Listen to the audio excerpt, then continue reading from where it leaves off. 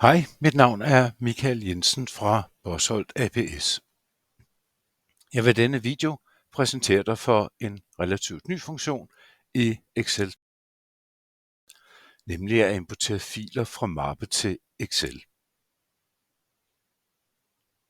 Se, jeg har her et par Excel-filer, en fra 2021 og en fra 2022. Jeg vil lige åbne den og vise her i denne fil, at vi her har nogle overskrifter i toppen og data nedenunder. Og her i har vi altså registreret en række salg fra 2021. Så har vi den anden fil med tallene fra 2022, som vi ser her. Og det er altså de samme overskrifter og den samme slags oplysninger nedenunder.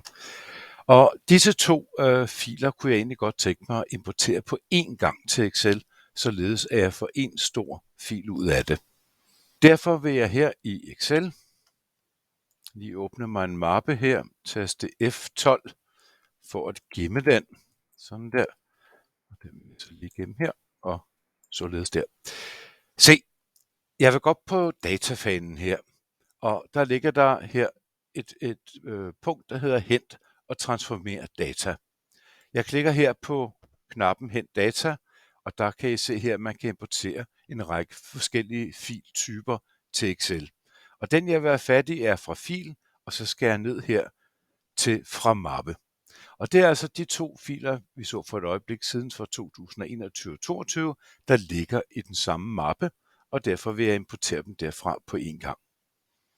Og der går lige et øjeblik, og så kommer den her, og så er det mappen her, jeg er dem liggende i, den åbner jeg. Og så vil jeg bare sige åben. Vi har godt nok ikke set Excel-filen, men det er også selve mappen, vi er ude efter.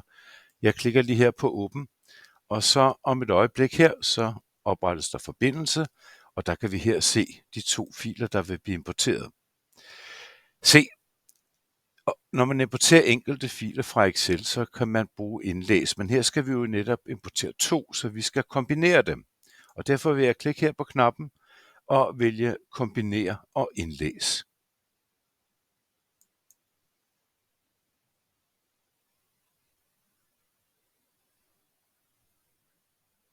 Og så vil Excel her vise os, at vi har flere filer her. Jeg vil lige klikke på ark 1 der, og den vil vise den første af filerne 2021 her. Jeg klikker på OK.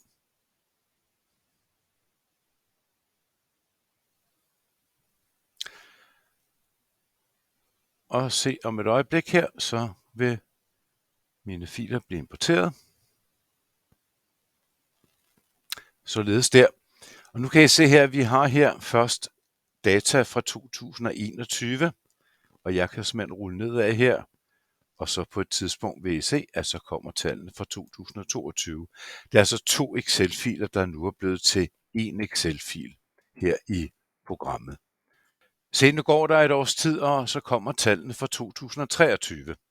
Og der har jeg så ude her på min computer liggende en Excel-fil her med data fra 23, og den vil åbnes lige om et øjeblik her, og der kan I se, det er med de samme overskrifter og samme slags data. Og dem kunne jeg egentlig godt tænke mig at tilføje her til tabellen, der allerede indeholder data fra 2021 og 2022. Og det gør jeg meget snilt ved simpelthen at tage filen her fra 2023, jeg klipper den lige ud, og så lægger jeg den ind i den samme mappe, hvor tallene fra 2021 og 2022 allerede ligger. Så går jeg ind i min tabel her med tallene fra 21 og 22, og der vil jeg så gå op på datafanen her, og der vil jeg så klikke på opdater her, således der. Og når jeg nu åbner her, så kan I se, så er tallene fra 2023 der også.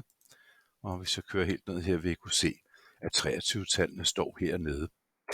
Det vil sige, at hver gang der kommer en ny fil med tal fra det nye år, eller det kunne også være, at man havde en Excel-tabel med tal fra januar, en anden Excel-tabel med tal fra februar osv., jamen når de skal føjes til den her samlede tabel, så sørger jeg blot for at placere dem i den samme mappe, hvor de tidligere filer ligger, som vi så her. Se, det var at importere filer fra mappe i Excel. Ønsker du informationer om vores kurser i Excel og andre Office-programmer, så gå ind på bosholt.dk. Tak for i dag.